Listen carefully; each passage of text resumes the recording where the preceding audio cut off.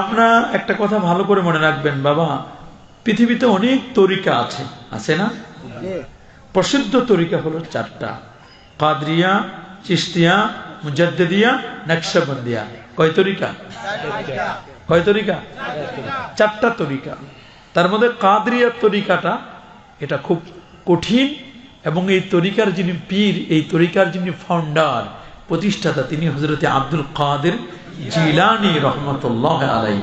সুবহানাল্লাহ বলেন। তার তরিকা, এখন তো অনেকে আবার বলবেন যে তরিকা কি, অনেকে তরিকা বলবে না। তরিকা হলো একটা মানুষকে শৃঙ্খলায় আনে। সুবহানাল্লাহ বলেন। তরিকা মানে হলো পদ্ধতি, তরিকা মানে হলো নিয়ম। পৃথিবীতে এমন কোন আছে, প্রত্যেকটা কাজ করার জন্য নিয়ম লাগে, তরিকা লাগে। বলে এটা বানানোর তরিকা কি, এটা খাবার তরিকা কি, ইভেন ওষুধ খাবেন তার তরিকা আছে না? কিছু ঔষধ আছে খাবার পর খেতে হয়, কিছু ঔষধ আছে খাবার আগে খেতে হয়। যেমন গ্যাস্ট্রিকের ওষুধ, এটা খাবার আগে খাইলে কাজ বেশি করে, খাবার আধা ঘন্টা আগে। কথা বলেন ঠিকই না? নামাজের তরিকা আছে না? মনে করেন মাগরিবের নামাজ 3 রাকাত ফরজ, আপনি যদি 4 রাকাত পড়েন, আপনি আল্লাহ চাইছে 3 রাকাত, আপনি আল্লাহর 1 রাকাত বেশি দিলেন, 4 রাকাত। আল্লাহরে যদি বলেন যে আল্লাহ আপনি তো চাইছিলেন 3 রাকাত, আমি আরো 2টা সেজদা বেশি দিয়ে 4 রাকাত পড়ছি, আপনি চাইছেন 3 রাকাত, 1 রাকাত বেশি দিয়েছে, আল্লাহ কি নিবে? আচ্ছা, কোন ইমাম সাহেব যদি মনে করে কাবা শরীফের ইমাম সাহেব মাগরিবের নামাজ ফরজ 3 রাকাতের জায়গায় 4 রাকাত পড়ায়, কেউ নিবে? পিছনে সবাই বলবে আল্লাহু আকবার, মানে ইমাম সাহেবের ভুল হচ্ছে। কথা বলেন ঠিকই না? এখন যদি এত বড় ইমাম উনিও ভুল করলেন, তার মানে বোঝা গেল নামাজটার যে তরিকা ছিল, তরিকা মতো নামাজটা হয় নাই। কথা বলেন আপনারা, নামাজটা কি মতো হয় নাই? তরিকা হলো 3 রাকাত পড়তে হয়, 2 রাকাতের পর বসতে হয়, বসার পরে 1 রাকাত দাঁড়ায় পড়তে হয়, এটা হলো তরিকা। আপনি তরিকার বাইরে পড়ে গেছেন, তাহলে আর এটা হলো না। এখন আল্লাহরে যতই বলেন আপনি যে আল্লাহ আমি 1 রাকাত বেশি দিব, সময় আমার আছে অনেক, আল্লাহ বলছে আমি বেশি চাই নাই। আমার বন্ধু যেভাবে তোমাদের শিক্ষা দিছে, সল্লু কামা রাআইতুমুনি উসাল্লি, আমি নবী যেভাবে তোমাদেরকে নামাজের তালিম দিয়েছি, ঠিক সেম টু সেম সিস্টেম তোমরা ওইভাবে নামাজ পড়ো, বেশিও লাগবে না, কমও লাগবে না। 3 রাকাতের জায়গায় কেউ 2 রাকাত পড়লে তাও হবে না, 3 রাকাত 3 রাকাতেই পড়তে হবে। কথা বলেন ঠিকই না? এটার নাম হলো তরিকা। তরিকা মানে সিস্টেম, তরিকা মানে কি? সিস্টেম, তরিকা মানে পদ্ধতি। সুবহানাল্লাহ বলেন, আল্লাহু আকবার বলেন। যিনি কাদরিয়া তরিকা যিনি বানাইছেন, তিনি হলেন আব্দুল কাদের জিলানী রহমাতুল্লাহ আলাইহি। তিনি কিন্তু একজন আল্লাহর ওলি ছিলেন। কি ছিলেন? আমাদের দেশে তো সবাই দাবি করে ওলি, করে না? খালি ওলি না, আমি জীবনে যত পোস্টার দেখছি, আমি জানি না, আল্লাহ মাফ করুক, অধিকাংশ জায়গায় পোস্টারে দেখছি সবাই পীরে কামেল। কেউ কোনোদিন পোস্টারে লেখে নাই যে আমি অর্ধেক পীর, বা নাকেশ অসম্পূর্ণ পীর, বা এখন আমি সবক মস্ক করতেছি, এখনো পরিপূর্ণ কামেল হইতে পারি নাই। যত পোস্টার দেখলাম, প্রত্যেকটা পোস্টারে দেখবেন পীরে কামেল, মুজাদ্দেদে জামান, কুতুবুল আকতাব, কমপক্ষে 30-40টা টাইটেল আছে। খোঁজ নিয়ে দেখেন 4 তরিকার কিছু জানেই না, লতিফা সম্পর্কে জানে না, শের, কফি, নফস, রূহ, আকফা, কলব, এগুলোর সম্পর্কে কোনো খবর নাই। উনি দাবি করেন পীর, খালি পীর না, উনি দাবি করেন গাউসুল আজম। নাউজুবিল্লাহ বলেন। আচ্ছা, ওই গাউসুল আজম আর এই গাউসুল আজম কি এক? কথা বলেন না। উনি কি এমনি গাউসুল আজম মানুষ বলতেছে? আসল গাউসুল আজম হলো আল্লাহ। আসল গাউসুল আজম কে? আল্লাহ। যখন আমরা চাইবো কার কাছে? আল্লাহর কাছে। ওই আসল গাউসুল আজম হলো আল্লাহ, কিন্তু মানুষের কাছে তো আমরা চাই না। বলি ভাই মাইকটা ঠিক করে দাও, বলি না আমরা, তো উনার কাছে যে চাইলাম, তো এরকম মানুষের কাছে তো আমরা চাই। চেয়ারম্যান সাহেবের কাছে আমরা চাই না, মেম্বার সাহেবের কাছে চাই না, এমপি সাহেবের কাছে চাই না। আমরা আরেকজন হোটেলে গেলে আমরা অনেক সময় ওয়েটারদের কাছে খাবার চাই না, তো ওরাও তো আমাদেরকে দেয়, আমরা সাহায্য চাই না। তো এটা মানুষের কাছে, সবচেয়ে মানুষেরা বেশি যার কাছে চাইতো তিনি হলেন আব্দুল কাদের জিলানী। এখন একদল বেরোছে গাউসুল আজম, ও নাকি শিরক, উনারে আর গাউসুল আজম বলা যাবে না। নাউজুবিল্লাহ বলেন। কেন গাউসুল আজম বলা যাবে না? মিন হাইসিন নাস, মানুষের দৃষ্টিতে তাকে গাউসুল আজম বলতে কোনো বাধা নাই, কিন্তু মূল গাউসুল আজম কে? আমাদের দেশের পীরের কোনো অভাব নাই। আমরা গৌসুল আজমের বায়োগ্রাফিটা একটু দেখবো যে উনি এমনি কি গৌসুল আজম হয়েছে, আসলে একটু পরে দেখলে বা একটু আপনাদের সাথে আলোচনা করলে আপনারা বুঝতে পারবেন। তা আমি আপনাদের একটু বুঝাতে চাই, অনেকেই কিন্তু দাবি করে অলি, দাবি করে না, অলি দাবি করে, পীর দাবি করে, কুতুব দাবি করে, মুজাদ্দেদ দাবি করে। দাবি করলে হবে না, অলি আল্লাহ এটা দাবি করার বিষয় নয়, মানুষ বলবে তার আমল দেখে। আর অলি হলে তিনি আল্লাহর কাছে অলি হবে, মানুষ বলবে লোকটা আল্লাহর অলি। সুবহানাল্লাহ বলেন। লোকটার আমল, লোকটার আকীদা, তার ব্যবহার, তার আচরণ দেখলে মানুষ মনে করবে এটা মানুষটা আল্লাহর অলি। সুবহানাল্লাহ। অলি হওয়ার জন্য তো কতগুলো সিমটম আছে, যেমন কথা হবে কম, কথা হবে কি কম, কিল্লাতুল কালাম, কথা কম হবে, কিল্লাতুত তাম, খাবে কম। আল্লাহর ওলি কিন্তু একবারে এই পর্যন্ত গলা পর্যন্ত খায়, দুনিয়ার যা আছে হালাল হারাম, গরু ছাগল যেমন সব খায়, যেই পাতাই দেন, যে ক্ষেতের পাতা দেন, মানুষের ক্ষেতের পাতা আনে দিয়েছেন ওটাও খাইবি, ঠিক এমনও আছে হালাল হারাম সব, লিগাল ইল্লিগাল সব একেবারে সব ঢুকায়। আব্দুল বতন ওটা পেটের দাঁড়, ওটা ওলি না, ওটা উলি। কথা বলেন ঠিকই না? কথা হবে কম, কথা হবে কম, কম কথা বলবেন, অল্প কথা বলবেন। আল্লাহর ওলি যারা খুব বেশি বক বক করে না, কথা বলেন ঠিকই না, কথা বলেন কম, তবে কথাটা হবে দামি কথা। সুবহানাল্লাহ বলেন। আল্লাহর ওলিদের কথা হবে কি অনেক দামি, কথা হবে কম, খাবার হবে কম। সুবহানাল্লাহ বলেন। খাবার হবে কম। ইমাম বুখারী 41 বছর ধরে সবজি খায় না, খালি শুকনা রুটি খাইছে। সুবহানাল্লাহ বলেন।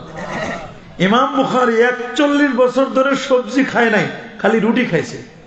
ডাক্তার বলছে আপনার ডায়াবেটিস হয়েছে, আপনার অনেক জিনিসের অভাব, আপনি মনে হয় সবজি টবজি খান না। বলে সবজি টবজি খায় না, 40 বছর পার হয়ে গেছে সবজি খায়নি।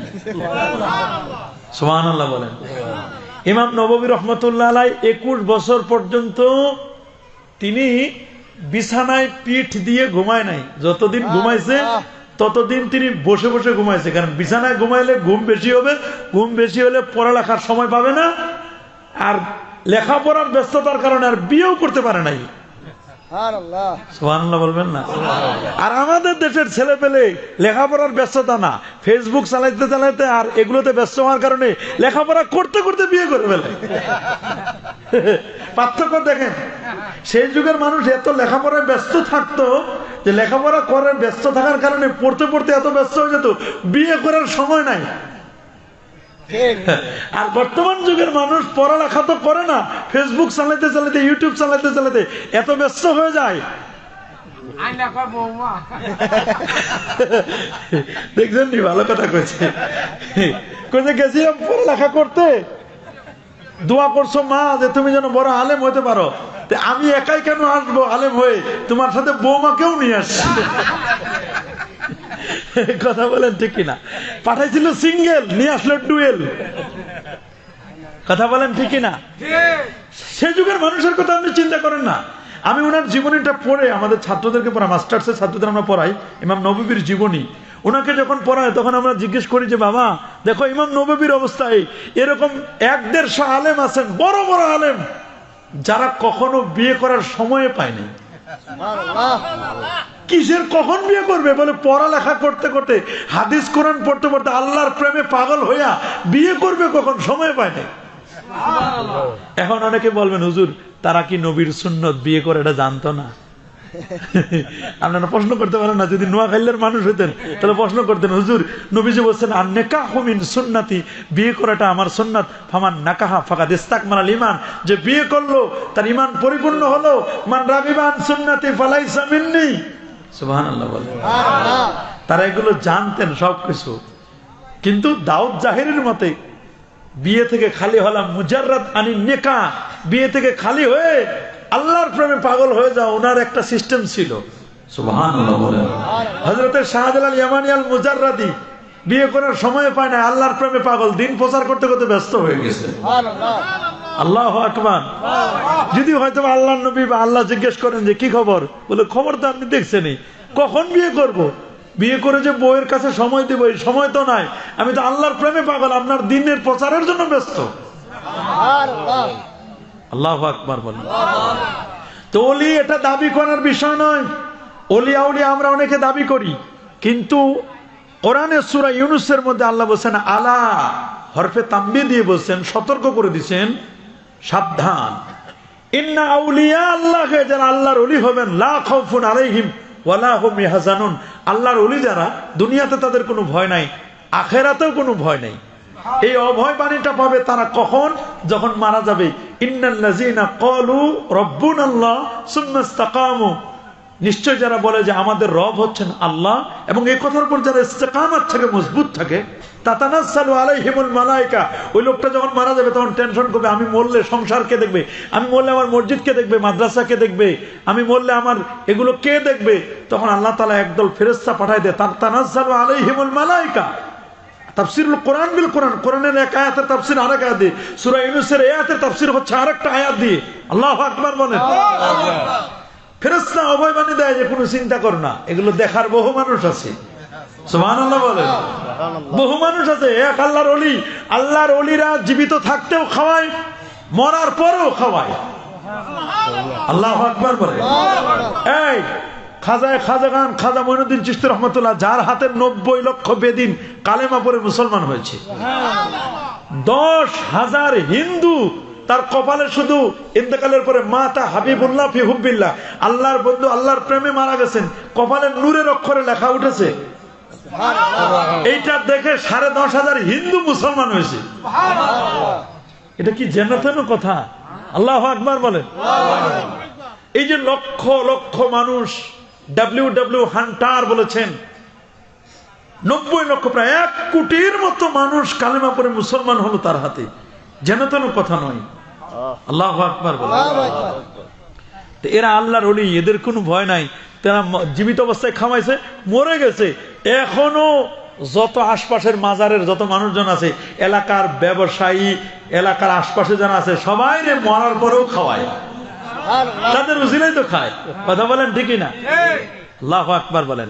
এই জন্য ওলিকে আল্লাহ প্রথমে ওলির ফজিলত বর্ণনা করছেন, আল্লাহর বন্ধু যারা হবে দুনিয়াতে কোনো ভয় নাই, আখিরাতে চিন্তা নাই, কবরে হাসরে কোনো ঘাটিতে কোনো, যে টিকিট কাটে ট্রেনে উঠে, এই যে টিকিট কাটে ট্রেনে উঠে তার কোনো চিন্তা আছে? কিন্তু যে লোকটা টিকিট কাটে না, ওই খালি চিন্তা করে কোন ঘাটে জানি আমার মাস্টারে থামায়, টিটিতে জানি কোন ঘাটে চেক করে। কথা বলে না কেন? ওনারা টিকিট কেটে নিয়েছেন দুনিয়াতে জান্নাতের। আল্লাহু আকবার। এদের কোনো ভয় নাই, এদের কি নাই?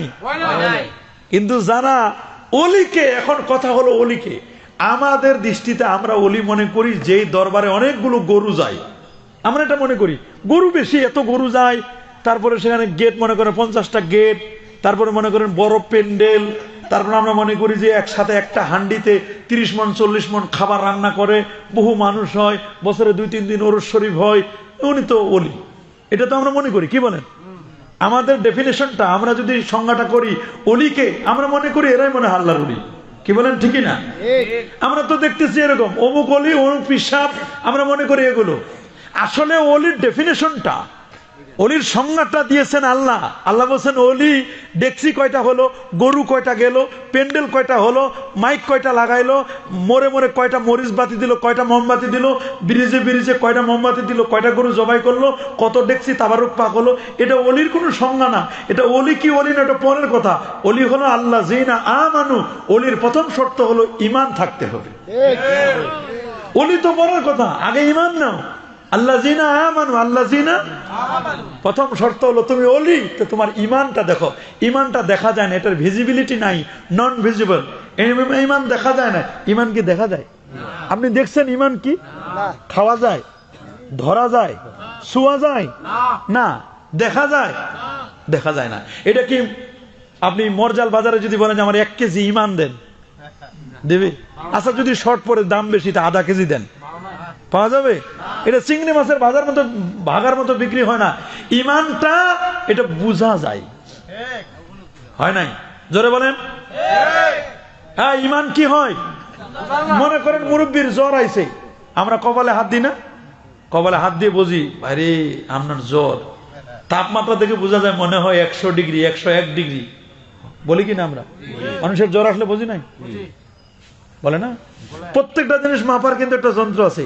হ্যাঁ, ঈমান মাপার কি কোনো যন্ত্র আছে? কথা বলেন না? ইমান মাপার যন্ত্র আছে না? ইমান মাপার যন্ত্র নাই আপনারা বলেন, কিন্তু আল্লাহ রসুল বলেন ইমান মাপার যন্ত্র আছে। সুবহানাল্লাহ বলেন। সাইয়্যিদ আলাবি আল মালিক আল মাক্কি তিনিও বলছেন, মুহাদ্দিসগণ বলছেন, হাদিসের মধ্যে আছে ইমান মাপার যন্ত্র হলো যার ভিতরে নবীর প্রেম যত বেশি তার ভিতরে ইমানও তত বেশি।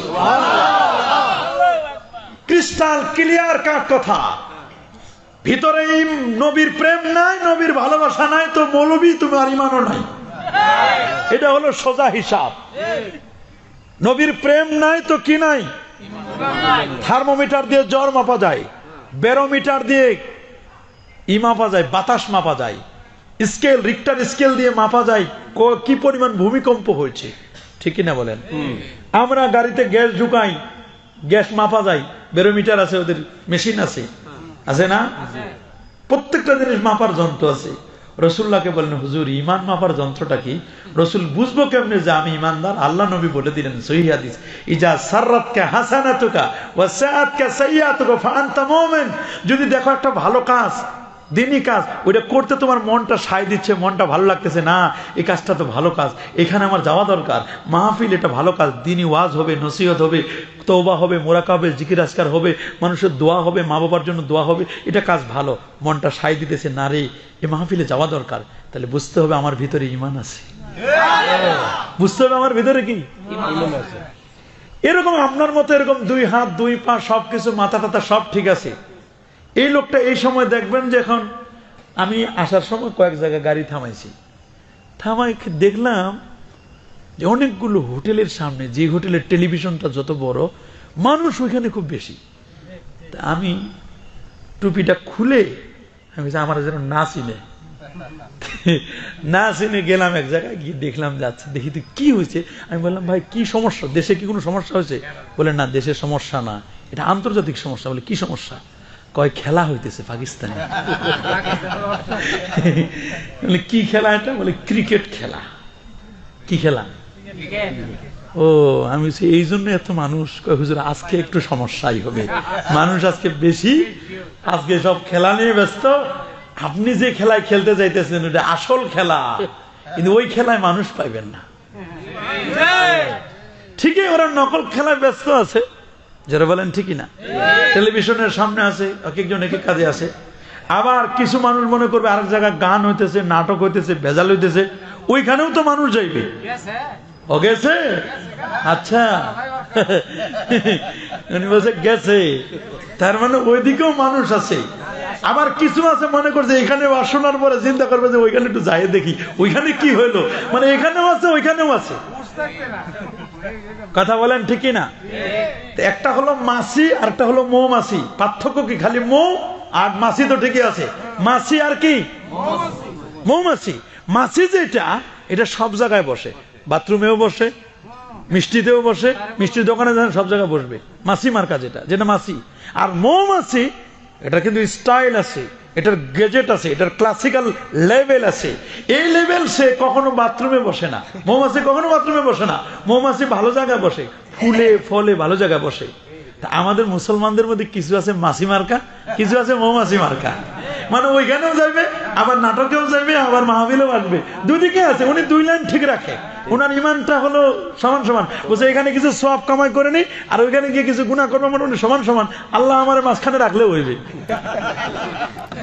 আছে না এরকম কিছু? আবার কিছু মনে করছে যে না, ওইখানে আমি যাইতে পারি না, আমি মৌমাছি, আমি মুসলমান, আমি আল্লাহ নবীর উম্মত। আল্লাহ নবীর সাহাবীরা এবং নবীজি গান শুনলে কানের মধ্যে আঙ্গুল ঢুকায় রাখতো যেন গানের আওয়াজ না আসে। হযরত আব্দুল্লাহ ইবনে ওমর রাদিয়াল্লাহু তাআলা কানে আঙ্গুল দিতেন যেন গান কানে না আসে।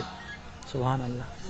আর এখনকার যুবকরা এক্সক্লুসিভ মিউজিক দেওয়ার জন্য কানের মধ্যে আগে ঢুকাইতো আঙ্গুল যেন গান না শুনে, আর এখন ঢুকায় গান শোনার জন্য দুই ইয়ারফোন। পার্থক্যটা দেখেন। এই জন্য তারা নবীর সোহবত পেয়ে হয়েছে সাহাবী, আর আমাদের সাহাবী দূরের কথা, আমরা কি সাহাবী? ওলি আওলাদের সোহবতে যাইতে পারেন না, নবীর সোহবত বহুত দূরের কথা। আল্লাহু আকবার বলেন। তাহলে ওলি দাবি করলে হয় না, দাবি করলে কি হয় না? হ্যাঁ, দাবি করলে কি ওলি হয়? মনে করেন আমি দাবি করলাম যে আমি বড় ওলি, আল্লাহরে বললাম আল্লাহ আমি ওলি, আল্লাহ কইছে আমি রিসিভ করি নাই, কেউ যদি কাউরে ফোন করে বলে যে ভাই আমি ফোন করতেছি, রিসিভ করে না, তাহলে রিসিভ না করলে কয়েক মিনিট পরে এটা মিস কল হয়ে যায়। কি হয়? আমাদের দেশে অনেকে ওলি দাবি করে, আল্লাহরে বলে যে আল্লাহ আমি ওলি, আমি আপনার প্রেম চাই, ভালোবাসা চাই, আমি এটা চাই, ওলি ওলি ওলি নিজেকে দাবি করে, নিজেকে সাইনবোর্ডে লাগায়, পোস্টারে লাগায় আমি ওলি। কিন্তু আল্লাহ বলছেন তুমি ওলি না, তুই তো নামাজই পড়িস না ভালো করে, তো এটা মিস কল হয়ে রয়েছে। ঠিক কিনা বলেন? আল্লাহ যদি রিসিভ করে যে হ্যাঁ তুমি ওলি, তাহলে বুঝতে হবে তিনি ওলি। এখন বলবেন যে রিসিভ করে কেমনে বুঝবো? রিসিভ করার বুঝার সিস্টেম হলো আপনার ভিতরে ঈমান আছে, আল্লাযীনা আমানু ওয়া কানু ইয়াত্তাকুন, আপনার ভিতরে তাকওয়া আছে। চালান হলো দুইটা, কেউ পীর হবে, কেউ ওলি হবে, কেউ আলেমে হক্কানি হবে, তার চালান কয়টা? বড় ডেকসি আর হলো গরু না, চালান কি? ঈমান এবং তাকওয়া। সুবহানাল্লাহ বলেন। হ্যাঁ বাবা, পীর হওয়ার জন্য, ওলি হওয়ার জন্য চালান কয়টা? একটা হলো ঈমান, আরেকটা হলো তাকওয়া। সুবহানাল্লাহ বলেন। ঈমান, ঈমানটা যার উপর নির্ভর করে তার নাম হলো আকীদা। সুবহানাল্লাহ বলেন। হ্যাঁ, মনে করেন একটা বিল্ডিং বানাবেন, একটা ইঞ্জিনিয়ারের কাছে গেছেন, তা আপনারা জিজ্ঞেস করে যে আপনার মাটি সয়েল টেস্ট করে, কি করে? মাটি টেস্ট করে না, সয়েল টেস্ট। সয়েল টেস্ট করার পরে বলে যে এখানে এত তালা বিল্ডিং করা যাবে। তারপর বলে কয় তালা করবে? বলে 2 তালা। বলে দরকার নাই, পাইলিং এর 3 তালা পর্যন্ত এমনি করা যাবে। আর যদি হাই রাইজ বিল্ডিং করেন বড় 10 তালা 15 তালা, তাহলে বলে পাইলিং লাগবে, মজবুত রড দিতে হবে মোটা মোটা। আপনার পাইলিং যত মজবুত হবে তত হাই রাইজ বিল্ডিং করতে পারবেন। পাইলিংটা হলো আপনার আকীদা। সুবহানাল্লাহ বলেন। পাইলিং হলো কি? আর উপরে যে ছাদটা দেন, ওই ছাদ, এই ছাদটা হলো ঈমান। আর যে দরজা জানালা দেন না, এটা নামাজ, রোজা, হজ, যাকাত, দরজা জানালা, এগুলো পুরো বিল্ডিং। যদি ছাদ টিকবে না, অনেক সময় শুনছেন ইঞ্জিনিয়ার সব ছাদ নিয়ে ভাঙে পড়ে গেছে, অটোপাস ইঞ্জিনিয়ারের, শুনেন নাই? জানি না এগুলো কি মস্কারি করে দিছে নাকি আসলে অরিজিনাল। ফেসবুকে আমরা পাইছি, ছাদ ঢালাই দিতে গিয়ে ছাদ লয়ে ইঞ্জিনিয়ার সহ পড়ছে, বিল্ডিং সহ পড়ছে। কথা বলেন ঠিকই না? তাহলে বোঝা গেল ইঞ্জিনিয়ার ভেজাল ছিল। কথা বলেন, কথা বলেন, কথা বলেন। আবার অনেকে রড দেওয়া দরকার, রডের পরিবর্তে দেয় বাঁশ, তা ছেঁচা দেয় না, ছেঁচা। ছেঁচা দিলে তো সমস্যা, ছেঁচা বাঁশ দে। কি দে? বাংলা বাঁশ। কি বাঁশ? বাংলা বাঁশ দে, দেখ সমস্যা নাই, বাঁশও তো খারাপ না, বাঁশও দে। কেউ তো বাঁশও দেয় না। কথা বলেন ঠিকই না? ধোকা দিয়ে দেয় মানুষদেরকে। রাসূল বলেছেন মান গাশা ফালাইসা মিন্না, যে আমাদের ধোকা দেয় তারা আমাদের অন্তর্ভুক্ত নয়। আলেম হয়ে ধোকা দেয়, নিজে দাবি করে ইয়ামাহা, জুব্বা, কর্তা, লম্বা, পাগড়ি, টুপি, দাড়ি, ভিতরে মধ্যে সুদ খায়, ঘুষ দেয়। শুনছি এক মসজিদের চাকরি নিচে ঘুষ দিয়া। আর কি কিছু আছে? মসজিদের টাকা রাখছে সেক্রেটারি কাছে, সেক্রেটারি টাকাটা সুদে বসাই দিছে। নাউজুবিল্লাহ বলেন। আরো ধরে বলে নাউজুবিল্লাহ। এই হলো আমাদের অবস্থা মুসলমানদের। আর আমরা বলি রে মুসলমান মার খাচ্ছে। আল্লামা ইকবাল বলেছেন ওজামে তুম হো না সারা তো তামাদ্দুন মে হুনুদ জেনে দেখে কে শর্মা ইহুদ, খুব তো কইছো দুনিয়া হতে বিদায় নিচ্ছে মুসলমান। প্রশ্ন আমার, তুমি যে খালি মুসলমান মুসলমান, প্রশ্ন আমার মুসলিম সেটা, সে কি আজ বিদ্যমান? চলন তোমার খ্রিস্টানিয়ার, হিন্দুয়ানি, তমদ্দুন, ইহুদিও আর শরম পাইবে দেখিলে তোমার সব গুণ। তুমি মনে হয় মুসলমান, কিন্তু নামে মুসলমান। তোমার বাবা মুসলমান, দাদা মুসলমান, গরু খাও, কুরবানির সময় গরু জবাই করো মুসলমান। আসলে তোমার বাপ দাদা মুসলমান, এই সূত্রে মুসলমান। অরিজিনাল মুসলমান তুমি না। অরিজিনাল মুসলমান হলে বর্ষালে মরজালে মানুষ মারা গেল, মরজালে মানুষ মারা গেল, এলাকার লোকজন জিজ্ঞেস করছে মোটরসাইকেল আরোহী মারা গেছে। জিজ্ঞেস করছে এটা কে? বলে চিনি না, আমাদের এলাকার না। বলে এটা কি হিন্দু না মুসলমান? কয় চিনি না। কেমনে বুঝবো? দাড়িও নাই, মশো নাই, কিছুই নাই, কেমনে বুঝবো ছেলেটা মারা গেছে মোটরসাইকেলে? বলে তাহলে ফ্যান খুলো। সোজা হিসাব। মরছে, মরার পরে ফ্যান খুলে দেখাই দিছে মানুষ, দেখো আমি কি হিন্দু না মুসলমান। মরার পরে যদি প্যান খুলে দেখাই দেওয়ার লাগে না হিন্দু না মুসলমান, এর চেয়ে পরা খবর মুসলমানের জগতে আছে? এরা মায়ের খাবে না তো কি করবে? নাম মুসলমান, মুখে দাড়ি নাই, মুসলমান, নামাজ পড়ে না, মসজিদে খালি, শুক্রবারে মসজিদে জায়গা হয় না, রাস্তা পর্যন্ত বন্ধ করে দেওয়া লাগে মানুষের চলাচলের পথ। আর ফজরের মুসল্লি দেখেন একজন না, ইমাম সাহেব আর মুয়াজ্জিন, মাঝে মধ্যে ইমাম সাহেব কাছে মুয়াজ্জিন সাহেব চালাই দিয়েন। কথা বলেন, জোরে বলেন। আচ্ছা আমি কি এটা ভুল বলতেছি? কি ভুল বলতেছি? জুমার দিন লোকের অভাব নাই, হুজুর হাদিয়া নেন, তোফা নেন, এই নেন এই নেন। উনি সাপ্তাহিক মুসল্লি। আচ্ছা, যেই মুসল্লি ঈদের নামাজে মাসবুক হয়, নামাজ তো 2 রাকাত, 6 তাকবীর, 3 তাকবীর পায় না, আর 1 রাকাত মাসবুক হয়, এটাও কি নামাজি? বছরে 1 ওয়াক্ত নামাজ পড়ে, এটা ঈদের নামাজ, তাও আরো 1 রাকাত পায় না। এরকম মুসল্লি শুনেন না আপনারা? আবার অনেকে দৌড়ায় আসে, কমপক্ষে ওই দিনের জন্য তো একটু ফ্রি হবে, যে বছরে 2টা নামাজ, ঈদুল আযহা, ঈদুল ফিতর, এই নামাজগুলো কমপক্ষে পায়। আবার নামাজির সংখ্যাও তো বিভিন্ন সিস্টেমের আছে, সবাই কি সমান নামাজি?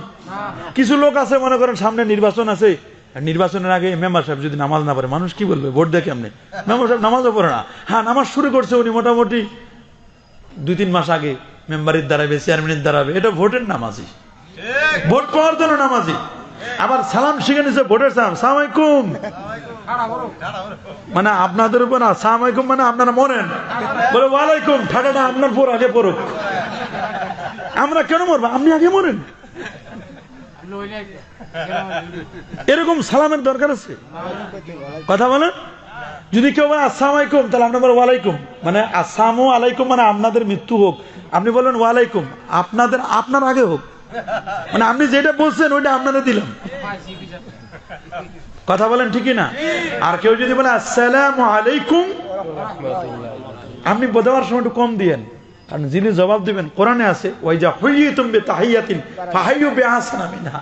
আপনি যদি আসসালামু আলাইকুম বলেন, যদি জবাব দিবেন তিনি বলেন ওয়া আলাইকুমুস সালাম, দোয়া একটু বেশি দিবে, বলে ওয়া রাহমাতুল্লাহ, আল্লাহর শান্তি আর রহমত বর্ষিত হোক। রাসূলুল্লাহ বলেন এই নিয়মে সালাম দিতে হয়। আর আপনি যদি সালাম দেওয়ার সময় আসসালামু আলাইকুম ওয়া রাহমাতুল্লাহ ওয়া বারাকাতুহু ওয়া মাগফিরাতুহু ওয়া নাজাতুহু ওয়া জান্নাতুহু, সালাম দিলেন 2.5 মাইল, মানে আমার আর যাওয়ার পথ নাই, আমার তো ব্রেক করে বসে থাকা লাগবে। কথা বলেন, ঠিকই না? আপনি দেওয়ার সময় একটু কমাই দিবেন, যাতে করে আমার ব্রেক করে না লাগে, সামনে যেন আরেকটু চলতে পারি। সুবহানাল্লাহ বলেন। এটা ইসলামের নিয়ম। এটা কি ইসলামের কি? এখন আবার সালাম নাই, এখন সন্তান সন্ততি জানা আছে, এখন সালাম টালাম শিখে না, এখন শিখে টাটা। এই টাটা ফাটার যুগ চলে আসছে। এখন আগে বলতো চাচা, এখন চাচা বলে না, বলে আঙ্কেল। আঙ্কেল না, এখন বলে হাঙ্কেল। আঙ্কেল না, এখন হাঙ্কেল। তারপরে মনে করেন, আগে মনে করেন মা কারো মারা গেছে, রাসূল বলছেন কারো যদি মা মারা যায়, তাহলে তার কায়েম মুকাম স্থলাভিষিক্ত হবে তার খালা, খালার সাথে শব্দ খালা আম্মা। সুবহানাল্লাহ বলেন। আর এখন যদি কাউরে খালা আম্মা কন, কয় কি আমার বয়স কি 40-এর উপরে হয়েছে? চিন্তা করে দেখেন, আপা কইলে খুব খুশি হয়, খালা আম্মা কইলে কঠিন বিপদ। কথা বলেন, ঠিক না? এই হলো অবস্থা। আর খালা আম্মা কত স্মার্ট শব্দ এবং কত সুন্দর শব্দ। সুবহানাল্লাহ বলেন। আর এখন অবস্থা হলো এই খালা মানে আন্টি, সব আন্টি, সব কি আন্টি। তোমার আন্টি যায়, তোমার আঙ্কেল যায়, হাঙ্কেল যায়, বেবি বে মেম্মি মে, ভেড়ার মতো ভে ভে করে আওয়াজ করে। কথা বলেন, ঠিক না? আগে তো আব্বু বলতো, আম্মু বলতো। আবুন মানে বাবা, আরবি শব্দ, অ্যারাবিক ল্যাঙ্গুয়েজ আবুন বাবা, উম্মুন মা। আবুন থেকে একটু তাসদীদ দিয়ে বলছেন, এটাকে এমফাসিস করে বলছেন আব্বু, মানে খুব মহব্বত দিয়ে বলছে আব্বু। আম্মু কত সুন্দর, আম্মা, আব্বা, আম্মু, আব্বু, এগুলো সুন্দর। এখন ফাদার, ডেডি, এখন ফাদার, ফাদারও নাই, ডেডি, ডেডি ডে, মেম্মি মে। এখন কেউ বলে মেম্মি, কেউ বলে মে, ভেড়ার মতো। ভেড়া এখন মে মে করে আওয়াজ করে, ভেড়া যেমন আওয়াজ করে ওইরকম। আবার এখন বলে পাপ্পা, বাপ্পা বলে না, বাপ্পা হয়ে গেছে কি পাপ্পা। এখন বলে এই যে টাটা দেয়, টাটা দেয় মানে কি আর আসিও না, যা আসছো আসছো, ভুল করে আর আসবে না, শেষ, এটা জীবনের শেষ আশা, আর আসিও না, আসার দরকার নেই। নাউজুবিল্লাহ বলেন। এগুলো ইহুদি খ্রিস্টানদের চাইল্ড, মুসলমান এগুলো কখনো মানবে না। যারা বলেন মুসলমানের নিয়ম হলো, কেউ যদি কারোর সাথে দেখা হবে, সালাম, at first you have to press, প্রথম সালাম প্রেস করবেন। আপনি কি প্রেস করবেন? দেন মুসাফা। রাসূল বলেন তামামু তাহিয়াতুকুম বিল মুসাফা, তোমাদের তাহিয়া অভিবাদনটা এটা পরিপূর্ণ হবে মুসাফার দ্বারা। আর মুরব্বি হলে পরে মুসাফার পরে হবে, মুসাফার পরে হবে মুআনাকা। অনেকদিন পর দেখা, বিদেশ গেছে, 4 বছর পর আছে, মুআনাকা ঘাড়ে ঘাড়ে মিলাইবেন। আবার যদি মুরব্বি হয়, ওস্তাদ হয়, পীর হয়, বুজুর্গ হয়, তাহলে 5 ছুঁয়ে সালাম করবেন, এটা সুন্নাহ। সুবহানাল্লাহ বলেন। এখন 5 ছুঁয়ে সালাম নাই, এখন হয়েছে এটা শিরক, শিরক বানিয়ে দিয়েছে এটা। কথা বলেন, ঠিক না? আর ঠিক আছে, যে মৌলবী শিরক দেয়, ওই বিয়ের দিন ফের শ্বশুর শাশুড়ি ঠিক সালাম করে, বিয়ের দিন সব ঠিক। ওই দিন সব ঠিক, ওই দিন আর শিরক টিরক নাই, ওই দিনের কোনো হিসাব নাই, ওই দিন সব ক্লিয়ার, ওই দিন কোনো ঝামেলা নাই। আর ঈদুল ফিতর দিন, ঈদুল আজহার দিন, যেদিন কষ্টে গরম গরম টাকা দিবে, ওই দিন সেলামি হয়। আর রাসূলুল্লাহর সুন্নত তরিকাতে ছিল, সাহাবায়ে কেরামের সুন্নত, বাবু কুবলাতুর রিজিল ওয়াল ইয়াদ, সুনান আবি দাউদের 708 পৃষ্ঠা। এগুলো ওরা বলে না মাথা নিচু করা যাবে না, মাথা নিচু করলে সেজদা হবে, সেজদা করা গায়রুল্লাহ নামে সেজদা করা শিরক। মাথা নিচু করলে যদি শিরক হয়, আপনারা বলেন গ্যারেজে যারা মাথা নিচু করে কাজ করে ওরা কি শিরক করে? আপনাদের দেশে যে মানুষের ধান লাগায় মাথা নিচু করে লাগায় না উপর করে? উপর করে কতক্ষণ লাগাতে পারবে? মাথা নিচু করলে শিরক নয়। সাজদা বলা হয় ওয়াদুল জাবাহাতি আলাল আরদ, মানিয়া নিয়ত সহকারে আপনি যদি কপালটা কিবলার দিকে ফিরে যদি মাথাটা নিচু করেন, কপালটা যদি জমিনে লাগাই দেন, তখন এটার নাম হবে সিজদা। তা আমি পাটা শুয়ে আল্লাহর ওলির পা ছুঁয়ে সালাম করলাম, এটা কি হারাম হবে? শিরক হবে? ওদের শিরক হলো মুখস্থ, টিয়া পাখির মতো শিখাই দিছে বিদেশি টাকা, বা শিরক শিরক শিরক শিরক শিরক শিরক শিরক শিরক শিরক শিরক। কথা বলেন ঠিক না? শিরক যে বলে এর পিছনে আরেকটা দাওয়া আছে। কথা বলেন ঠিক না? ওই যে আমাদের দেশের একটা ইয়ানি আসলো না, কি জানি ক্যাসেট ঢুকাই দিলে যে কথা বলে, কি করে রে, রোবট সফুরা না কি জানি, সফুরা রোবট নিয়ে আসছে না, এটা সুফিয়া সুফিয়া সুফিয়া রোবট। কি রোবট? আচ্ছা রোবট কি নিজের কোনো ক্ষমতা আছে কথা বলার? কথা বলেন? ভিতরে ক্যাসেট যেটা ঢুকাই দিবে, ওখানে সুইচ অফ দিলে আস্তে আস্তে কথা বলে। ওরা হলো ওই রোবটের মতো, ওই ওয়াহাবির বাচ্চা ওয়াহাবিরা ওইখানে ক্যাসেট ঢুকাই দিছে ওদের ভিতরে, এটা শিরক বলবা, এটা হারাম বলবা, এটা বেদাত বলবা, ওই যা ঢুকাই দিছে ওইটা বাংলাদেশ আছে ক্যাসেট ছাড়ে দিচ্ছে। কথা বলেন ঠিক কিনা? এরকম ক্যাসেট ছাড়া মৌলবী তো বহুত আছে, এটা শিরক, এটা বেদাত, এটা নাজায়েজ, এটা করা যাবে না, এটা করা যাবে না, এটা করা যাবে না, এটা করা যাবে না। হ্যাঁ, আবার আমাদের দোষের কারণে কিছু হয়। আমাদের দেশে এই যে জিকির করে, জিকির করতে করতে করতে নাম দিচ্ছে এখন ডিজে জিকির। আচ্ছা দেখেন, জিকির এটা ডিজে। এখন হিন্দুদের বিভিন্ন অনুষ্ঠানে বাজায়, অমুক জায়গায় বাজায়। আসলে যিনি করছে তিনি হয়তোবা ওই নিয়তে করেন নাই, উনি হয়তোবা অন্য সিস্টেমে করছেন, কিন্তু এটার এখন এমন ভাবে জিকিরটারে মানুষ উপস্থাপন করছে, এটা একটা হাসির পাত্র হয়ে গেছে। কথা বলেন ঠিকই না? আসলে বলেন, আল্লাহ নাম নিয়ে যদি কেউ মস্কারি করে, তার কি ঈমান থাকবে? জোরে বলেন। মনে রাখবেন, রাসূলুল্লাহ বলেছেন হাব্বুল কালামি ইলাল্লাহি আরবা, আল্লাহর কাছে প্রিয় কথা হলো চারটা, আলহামদুলিল্লাহ, সুবহানাল্লাহ, আল্লাহু আকবার, লা ইলাহা ইল্লাল্লাহ। আচ্ছা, সোনাকান্দার হুজুরের জিকির শুনেন না আপনারা? শর্ষিনা হুজুরের জিকির শুনছেন কিনা জানি না। নফি ইসমাতের জিকির লা ইলাহা ইল্লাল্লাহ, লা ইলাহা ইল্লাল্লাহ, লা ইলাহা হালকা আওয়াজে, ইল্লাল্লাহ গম্ভীর আওয়াজে। কি সুন্দর ধীর স্থির ভাবে, চিত নাই, ফাল নাই, লাফ নাই, ধীর স্থির ভাবে গুনগুন আওয়াজে সুন্দর করে আওয়াজ করে জিকির করে কলব সাফ হয়ে যায়। এই জিকিরের মধ্যে একটা শান্তি প্রশান্তি। আলা বিযিকরিল্লাহি তাতমাইন্নুল কুলুব, জেনে রাখো সূরা রাদে আল্লাহ বলেন শান্তি কোথাও নাই, শান্তি আছে আল্লাহ পাকের জিকিরে। আমরা যেখানে যাবেন খালি অশান্তি, বাড়িতে যাবেন অশান্তি, দোকানে যাবেন অশান্তি, মসজিদে যাবেন কমিটি নিয়ে ভেজাল, মাদ্রাসা যাবেন শিক্ষকের সুখে দ্বন্দ্ব, কোন জায়গায় যাবেন যেখানে যাবেন সেখানে ভেজাল। হ্যাঁ, একটা জায়গায় ভেজাল না, সেটা আল্লাহর জিকির। তাহলে পীর দাবি করলে হবে না। উনি দাবি করলে আমি পীর, দাবি করার বিষয় না, বরং পীর যিনি হবেন তিনি হবেন আমলে পীর, আকীদায় পীর। উনার আকীদাটা হবে আহলে সুন্নাহ ওয়াল জামাত। তাকওয়া কি জিনিস? তাকওয়া হলো এমন জিনিস, তাকওয়াটা হলো ইমতিসালুল আওয়ামির ওয়াল ইজতিনাবু আনিন নাওয়াহি। আল্লাহ যা করতে বলেছেন তা করা, আল্লাহ যা নিষেধ করেছেন তা থেকে বিরত থাকা, তার নাম তাকওয়া। সুবহানাল্লাহ বলেন। যেমন আমাদের মাযহাবের ইমাম শাফি, ইমাম আযম আবু হানিফা রাহমাতুল্লাহ আলাইহি, তিনি একবার শুনছেন কুফা নগরীতে একটা ছাগল হারাই গেছে। কি হারাইছে? আপনারা কি শুনতেছেন কথা? শুনতেছেন? কি হারাইছে? উট। আচ্ছা ঠিক আছে, আমি দেখলাম টেস্ট করে যে শুনতেছেন কিনা। কি হারাইছে? তিনি একজন বিজ্ঞ পণ্ডিতের কাছে জিজ্ঞেস করলেন যে একটা ছাগল কয় বছর বাঁচে? এক মুরব্বীরে জিজ্ঞেস করছেন, বলে 11 বছরের মতো বাঁচে, 10-11 বছর। তিনি 10-11 বছর পর্যন্ত ছাগলের গোশত খায় নাই। কেন? না জানি কোন কষায় ওই চুরি করা ছাগল জবাই করে আমাদের খাওয়ায়, এই জন্য 11 বছর ধরে 12 বছর ধরে তিনি ছাগলের গোশতই খায় নাই। আল্লাহু আকবার বলেন। এমনি 100 বার আল্লাহর স্বপ্নে দেখছেন, 55টা বছর নবীজির রওজা মোবারক জিয়ারত করেছেন, রমজান মাসে 62 খতম কোরআন তেলাওয়াত করতেন। 90,000 ছাত্র ছিল, 6,500 টিচার ছিল, 300 তাবি থেকে জ্ঞান লাভ করছেন। ইমাম আজম আবু হানিফা আমাদের মাযহাবের ইমাম। অনেকে গেলে ইমাম টিমাম মানি না, কির মাযহাব টাজাব, কোরআন আছে হাদিস আছে, কির মাযহাবের দরকার কি? কোরআন আছে হাদিস আছে, ঠিক আছে। ডাক্তার লাগবে না, হসপিটাল আছে, ফার্মেসি আছে, ওষুধ কিনবো, খাবো আর মরবো, ডাক্তার দরকার কি? ডাক্তার দরকার এই জন্য ডাক্তার প্রেসক্রিপশন লিখে দিবেন, ভালো মন্দ জানবেন, প্যারাসিটামলের কি দরকার, নাপার কি কাজ, তারপরে এস প্লাসের কি কাজ, সিপ্রোসিনের কি কাজ, সবে জ্বরের ওষুধ, কিন্তু সবটা কি এক? কোনটা মাথা ব্যথা আছে, মাথা ব্যথার সাথে জ্বর, কারো জ্বর আছে একেবারে হয়ে গেছে, যক্ষা হয়ে গেছে, এমন আছে না? আছে না? আছে না? আবার কিছু ডাক্তার, মানে একটা ডাক্তারের কাছে যাবেন, ভাই আমার জ্বর হয়েছে, উনি কোনো ওষুধ লেখেন না, বলে আগে টেস্ট করে আনেন, কোনো ওষুধ দিন। আরেকজনের কাছে বলছে কি হয়েছে? জ্বর। কয়দিন হয়েছে? বলে একদিন। না পাখান। আরেকজন বলছে আপনার কি হয়েছে? বলে জ্বর। বলে জ্বরের সাথে কিছু আছে? বলে একটু সর্দি আছে, একটু কফ আছে, একটু মাঝে মাঝে একটু কাশিও দিই।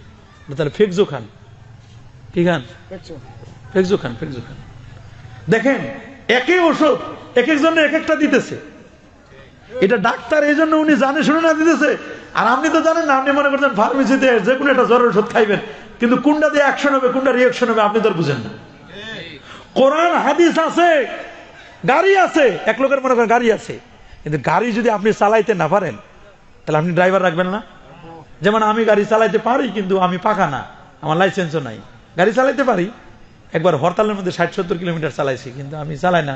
আর এই মাহফিল করার পরে যদি গাড়িতে উঠি, না জানি কোন জায়গায় কোন বট গাছের সাথে মুসাফা করে ফেলি, কোন গাছের সাথে মুসাফা হয়ে যায়। কথা বলেন ঠিক না? এই জন্য আমি গাড়ি নিজে ভালো মতো চালাইতে পারি না, এই জন্য আমি চিন্তা করছি যে আমি ড্রাইভার রাখছি। যদি আমি ভালো গাড়ি চালাইতে পারতাম না, ড্রাইভারের দরকার আছে। আপনার কাছে কোরআন আছে, হাদিস আছে, আপনি যদি কোরআন হাদিস থেকে পরে মাসালা বের করতে পারেন, আপনার মাযহাব মানার দরকার নাই। আপনি নিজে তো কোরআন হাদিস থেকে মাসলা বের করতে পারছেন, আপনি মুস্তাহিদ। সুবহানাল্লাহ বলেন। আর আপনি যদি দেখেন যে কোরআন হাদিস থেকে আপনি মাসালা বের করতে পারেন না, তাহলে যারা বের করে দিয়েছে তাদেরকে মানবেন। গাড়ি আপনি চালাইতে পারেন না, ড্রাইভার রাখেন। কিন্তু আপনি গাড়িও চালাইতে পারেন না, ড্রাইভারও রাখেন না, কিন্তু আপনি ভেস ধরছেন, ভান করছেন না আমি গাড়ি চালাইতে পারি, যাই স্টার্টিং এ বসছেন, বসে দ্বিতীয় ব্রেকে চাপ দিচ্ছেন, পিক আপে গাড়ি গেছে খালে, মরবে না? আমাদের দেশের এরকম কিছু লামাজাবি ভাইরা আছে, ওরা কোরআন হাদিস পড়তেই পারে না, কিছুই বুঝে না, মাসলা মাসাইল বের করতে পারে না, কিন্তু বুঝে দেখায় যে মনে করে আহলে হাদিস। হাদিস মানে কি সুন্দর, কি সুন্দর স্লোগান। খুঁজে দেখেন হাদিস টাদিস পড়তেও পারে না, হাদিস ওরা মানে হাদিস পড়তে পারে না, হাদিস কোরআন পড়তে পারে না, কিন্তু খবর নিয়ে দেখেন যে আসলে এরা দাবি করে যে আমরা হাদিস মানি, কোরআন মানি, মাযহাব টাযহাব মানি না। মাযহাব যারা আমাদের শিক্ষা দিছে, তারা কি আমাদেরকে শিরক শিক্ষা দিছে? হারাম শিক্ষা দিছে? তারা আমাদেরকে সব জিনিসগুলো, আমরা একটা রাস্তা চিনতাম না, রাস্তাটা আমাদের চিনাই দিছে।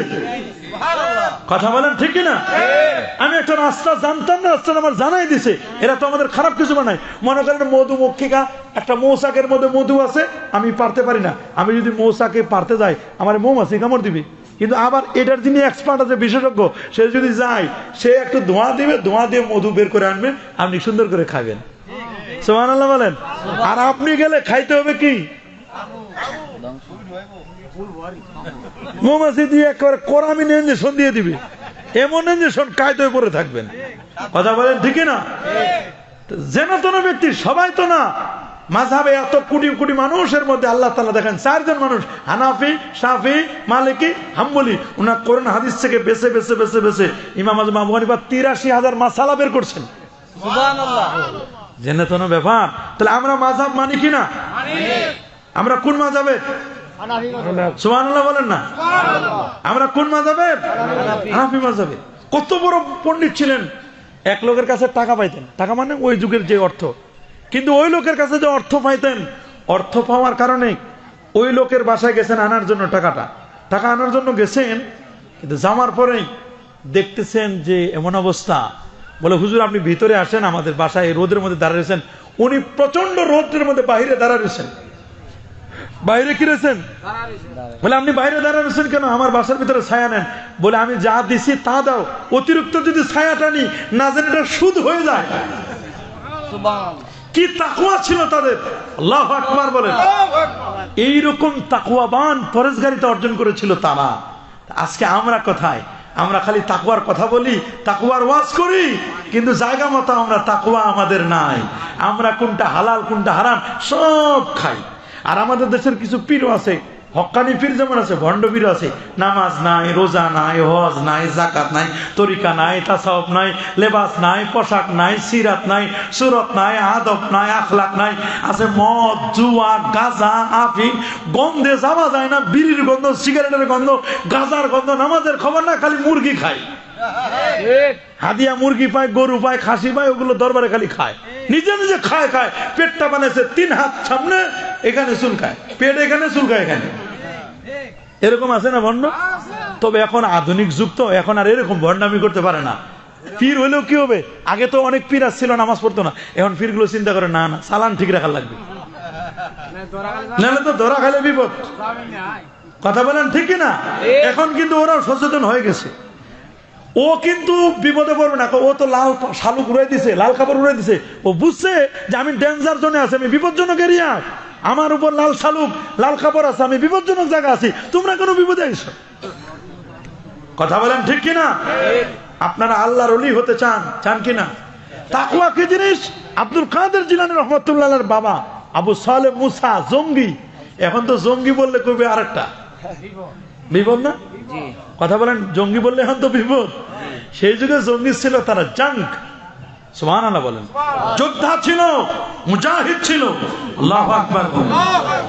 আবু সালেহ মুসা, আল্লাহু আকবার বলেন। আল্লাহু আকবার। আব্দুল কাদের জিলানী রহমাতুল্লাহর আব্বা জান, সুবহানাল্লাহ।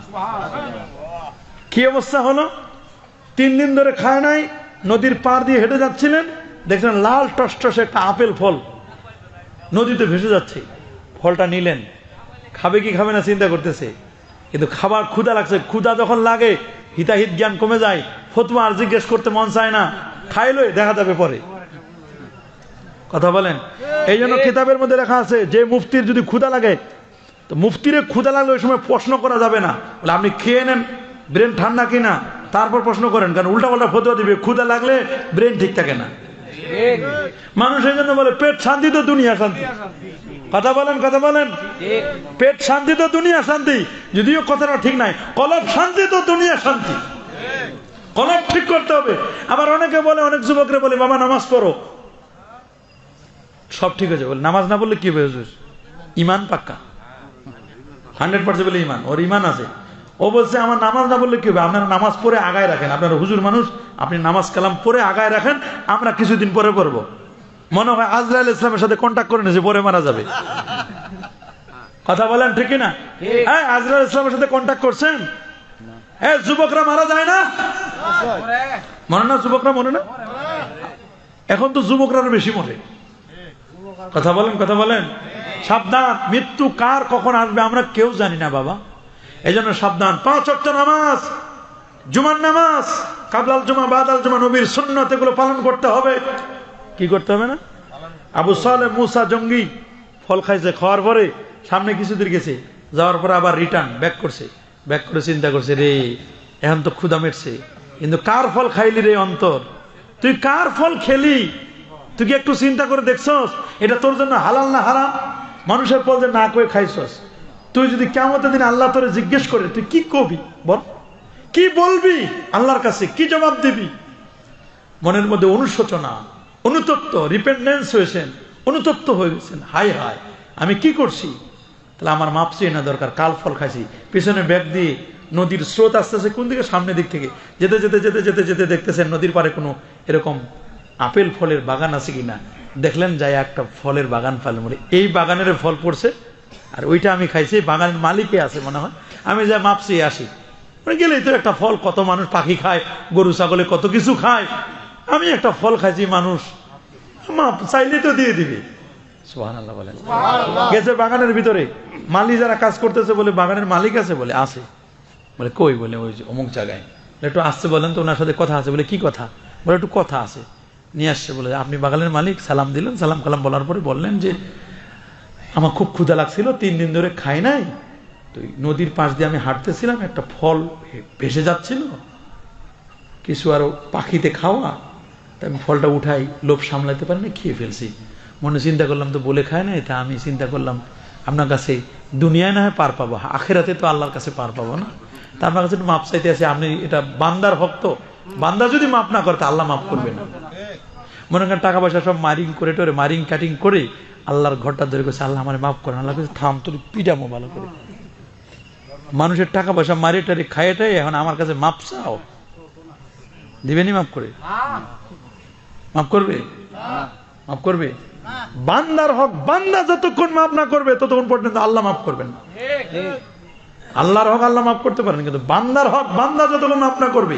বোনেরকে ঠকাইছেন, বাইরে ঠকাইছেন, অমুকরে ঠকাইছেন, ঠকাই আল্লাহর ঘর ধরে এখন 14 বার হজ করছেন আপনি, হাজি সাহেব।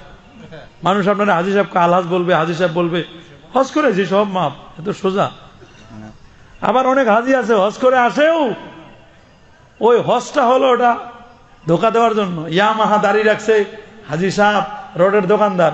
মানুষ চিন্তা করে হাজি সাহেব এত বড় মানুষ, এত বড় দাড়ি, ওরে বাপরে এত বড় বড় দাড়ি, এত বড় জুব্বা, এই হুজুর কি জীবনে ওজনে কম দিবে? গোস্ত 3 কেজি কিনে হয়েছে 2.5 KG, 3.25 KG. Rod 2 ton rod কিনে খোঁজ নিয়ে দেন 10 মণ নাই। বিশ্বাস করছে হাজি সাহেব মানুষ, কথা বলেন ঠিকই না? এই হাজি সাহেব হয়েছে হলো ব্যবসার চাঙ্গা করার জন্য। এটা কি হাজি সাহেব না ফাজি? এটা হাজি, এটা ফাজি, নাম্বার 1 ফাজি। এটা অনেকে আবার মসজিদের প্রথম কাতার নামাজ পড়ে, ভাই 3-4 মাস ধরে নামাজ পড়তে, লোকজন জিজ্ঞেস করে লোকটা প্রথম কাতার নামাজ পড়ে মানে আল্লাহ আল্লাহ হয়ে গেছে। পরে খোঁজ নিয়ে দেয় এটা আল্লাহ আল্লাহ না, মসজিদের কমিটিতে ঢুকার জন্য কাম করছে। কিসের জন্য? কমিটিতে ঢুকবে কেন? 3টা মার্ডারের মামলা আছে। অ্যাডভোকেট বলে দিছে তুমি যদি খালি দেখাইতে পারো যে অমুক মসজিদের তুমি একজন সদস্য, তাহলে তুমি বেকসুর খালাস। এরকম মসজিদের একজন সদস্য মানুষ, মসজিদের একজন ভালো মানুষ কমিটিতে আছে, এই লোকটা কি কখনো এরকম মার্ডার করতে পারে? এই লোকটা বিচার থেকে খালাস পাওয়ার জন্য, মার্ডারের মামলাতে খালাস পাওয়ার জন্য মসজিদে 3 মাস ধরে পাগড়ি পটকা যায় নামাজ লয়ে নামাজ পড়তেছে। আসল প্রথম উদ্দেশ্য হলো কমিটিতে ঢুকবে, দ্বিতীয় উদ্দেশ্য হলো মামলা থেকে খালাস পাইবে। এই নামাজ এর উদ্দেশ্য হলো এরকম। এরকম নামাজই নাই আপনাদের দেশে? অভাব নেই? আছে না? আছে না? আবার অনেক নামাজ আছে মোবাইল চোর নামাজ, চোর নামাজ, নামাজ পড়তে যায় চুরি করতে যায়। ঢাকা শহরে এরকম আছে, মনে করেন ভালো দামি জুতা। আমার এক জোড়া জুতা, আমি একটা জুতা রাখছি এই বাক্সে, আর একটা রাখছি 3 বাক্স পরে। মাগরিবের নামাজে গেছি একটা হসপিটালে, প্রসিদ্ধ হসপিটাল, নামটা নাই বললাম। হসপিটাল গেছি, এক জুতা এক জায়গায়, আরেক জায়গায় 3 বাক্স পরে আরেক জুতা রাখছি। বোঝা গেল ওই লোকটা নামাজের পরে দেখছি না, নামাজ এখনো হয় নাই, ভালো মতো নামাজ এখনো শুরুই হয় নাই। খবর নিয়ে দেখলাম, পরে নামাজ শেষ করে দেখতেছি যে না, জুতাটা নিয়ে গেছে। আমি বলছি একটা মনে নিয়েছে, আরেকটা মনে পায় নাই। পরে দেখলাম ওটাও নিয়ে গেছে। তাহলে বোঝা গেল আমার আগেও মসজিদে ঢুকছে। কথা বলেন? ও আমার ফলো করার আগে, আমার আগে আমি কোন জুতাটা কোন জায়গায় রাখলাম, এটা এক কোণা এটা আরেক কোণা, ও আমার আগে ঢুকছে। ওর টার্গেট হলো নামাজ না জুতা চুরি? কথা বলেন? নামাজের বেশে গেছে, কেউ বুঝবে না ইসরে কত সুন্দর মানুষ নামাজ পড়তে গেছে, উজু করে কত আগে ভাগে গেছে। সবাই যখন নামাজে দাঁড়াচ্ছে উনি জুতা নিয়ে চলে আসছে। অনেক মানুষ মনে করেন ওটা এক্সচেঞ্জার চাপ দিয়েছে মানে ওর জুতা নিয়ে যাইতেছে, আসলে কি জুতা ওর? আরেকজনের জুতা। এটা কি নামাজি না জুতা চোর? কথা বলেন না কেন? ভোটের আগে মসজিদে মুসল্লির অভাব নাই। চেয়ারম্যান সাহেব নামাজ পড়ে, মেম্বার সাহেব নামাজ পড়ে, যত মেম্বারের দাঁড়াইছে সবাই মসজিদে যায়, যত চেয়ারম্যান দাঁড়াইছে সবাই মসজিদ চেয়ারম্যান দাঁড়ায় যায়। কথা বলেন ঠিকই না? এটা হলো ভোটের নামাজ। কিসের নামাজ? ভোটের সালাম আছে, ভোটের নামাজ আছে। এরকম নয়, অরিজিনাল নামাজই হইতে হবে। বাগানের মালিক বুঝছে রে এই ছেলেটা যেন তেন ছেলে নয়, যে একটা আপেল ফল খাইছে এটার জন্য মাপ চাইতে আইছে, এটা সাধারণ কোনো ছেলে নয়। এরকম একটা ছেলেরা যদি জামাই বেসাইতে পারতাম তো ভালো হইতো। মনে মনে চিন্তা করছে, কিন্তু মেয়ের বয়স মাত্র 6 বছর না 7 বছর। বলছে বাবা তুমি যে অন্যায় করছো, এই অন্যায় এটা গুরুতর অন্যায় হয়েছে। কি গুরুতর?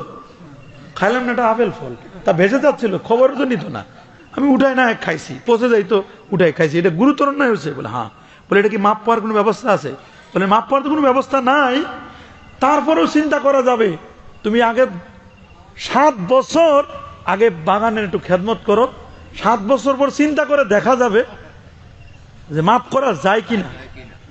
উদ্দেশ্য কিন্তু 7 বছর না, উদ্দেশ্য হলো মেয়েটা যেন বড় হয়, জামাই বেশাইবে।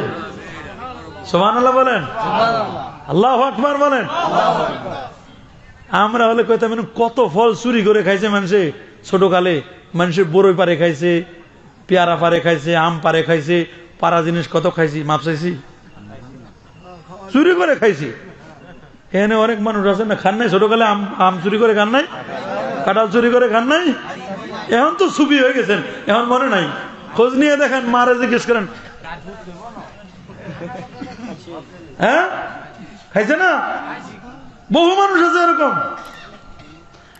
আমরা যদি এগুলো চিন্তা করি তাহলে কিন্তু কঠিন। যদি আল্লাহ ধরে পালাবার কোনো পথ নাই, আর যদি বাঁচে মাফ করে দেয় তাহলে আপনিও বাঁচলেন, আমিও বাঁচলাম। কথা বলেন ঠিক কিনা? সবাই বাঁচে গেলাম আমরা। ধরলে তো বড় বিপদ। কথা বলেন ঠিক কিনা? এই জন্য উনি বললো, বাবা 7 বছর পরে। আচ্ছা ঠিক আছে, 7 বছর গেছে, বলে এখন কি মাফ করা যায়? বলে আরো 3 বছর সময় লাগবে।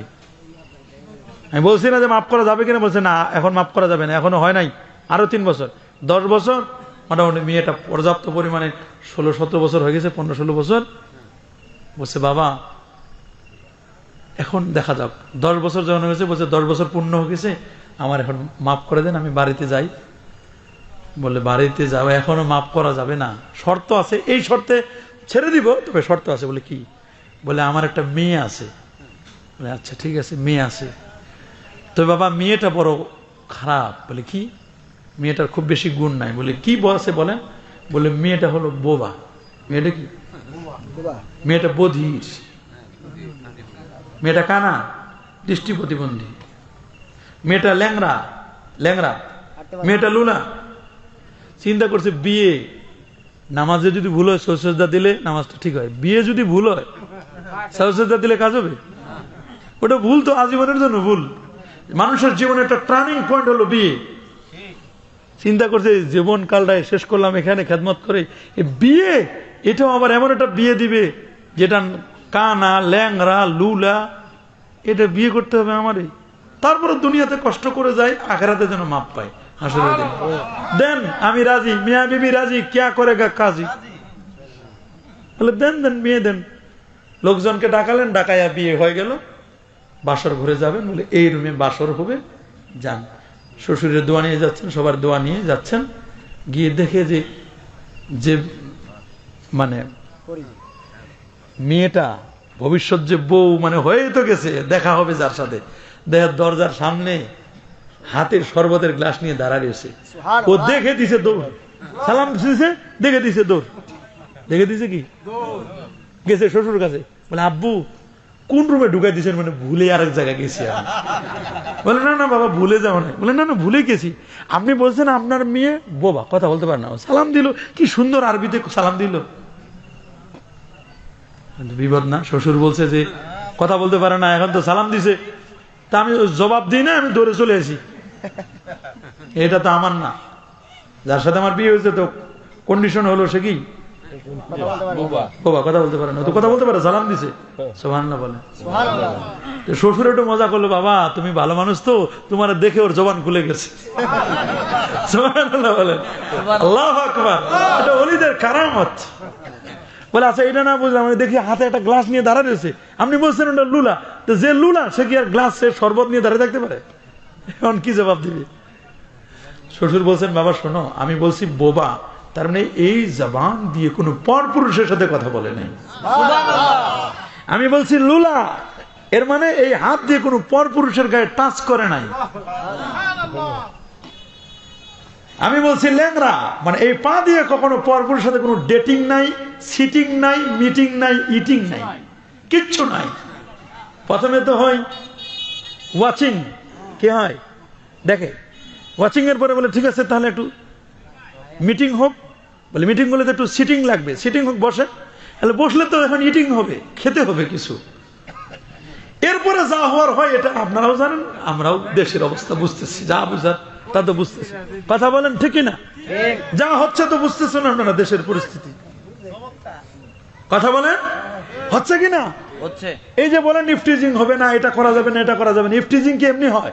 গাছে যদি আম ধরে, টস টস করে আম পাকে রয়েছে, ঢিল তো মারবেই। আমটা আপনি ঢেকে রাখেন, সবকিছু আপনি ঢেকে রাখেন, দেখবেন যে কেউ বুঝবেও না, জানবেও না। এই জন্য ইসলাম ব্যবস্থা দিয়েছেন সিকিউরিটি, সেফটি অ্যান্ড সিকিউরিটি। ইসলাম বলছে তুমি হিজাব মেনটেন করো, তোমার কেউ ইফটিজিং করবে না। আল্লাহু আকবার বলেন। আপনি তো ইসলামের মেসেজ মানবেন না। ইসলাম না মানলে তো আপনার কোনো উপায় নাই। ইসলাম মানবে না তো ভেজাল বাঁচবে। যাকে যেখানে থাকা দরকার, মনে করেন একটা টিউব, একটা টায়ার হলো নরম জিনিস, সফটনেস, ওটা নরম, ওটা থাকবে ভিতরে। টায়ারটা হলো হার্ড, শক্তিশালী, শক্ত, বাইরে সবগুলো প্রোটেকশন দিবে, প্রোটেক্টর সবগুলো প্রোটেক্ট দিবে টায়ারটা। এখন টিউব যদি বলেন না নরম, আমি সফট, আমি টায়ারকে উপেক্ষা করে, অ্যাভয়েড করে আমি বাইরে বেরোবো, ও হালকা কিছু লাগলে ওটা বাস্ট হয়ে যাবে। কথা বলেন ঠিক না? যারে যেখানে থাকা দরকার, মেয়ে মানুষ থাকবে ঘরের ভিতরে পর্দার আড়ালে। আল্লাহ তাআলা মানুষের মগজ দিচ্ছেন, মগজের উপর একটা খুলি দিচ্ছেন, মাথা বাড়ি দিলেও মাঝে মধ্যে ফাটে না। খুলিটা দিচ্ছেন, খুলিটা কিন্তু এটা কাভার, ঢাকনা, এটা খুলে রাখে মানুষ বাঁচে। যাদের মাথা ব্রেনে আঘাত হয়, অনেক সময় খুলে নেয় না, খুলে 3 মাস পর্যন্ত ফ্রিজে রাখে, ব্রেনটা ঠিকঠাক করে অপারেশন করে 3 মাস পর আবার খুলে লাগাই দেয়, মানুষটা দিব্যি সুস্থ থাকে। ঢাকনা, এটা ঢাকনা দিছে আল্লাহ তাআলা। যে জিনিসটা পর্দায় থাকে ওইটার দাম বেশি, আর যেটা বেপর্দাগিরি থাকে ওটার দাম কম। আল্লাহ বুঝাই দিল মানুষকে, দামি জিনিস পর্দায় থাকে। মা তুমি দামি, স্বর্ণরূপ্য দামি, ওটা মাটির নিচে থাকে। তোমার দাম তো তুমি বুঝলা না, তুমি 1 টাকার শ্যাম্পুর জন্য টেলিভিশনে সব দেখাই দিতেছ।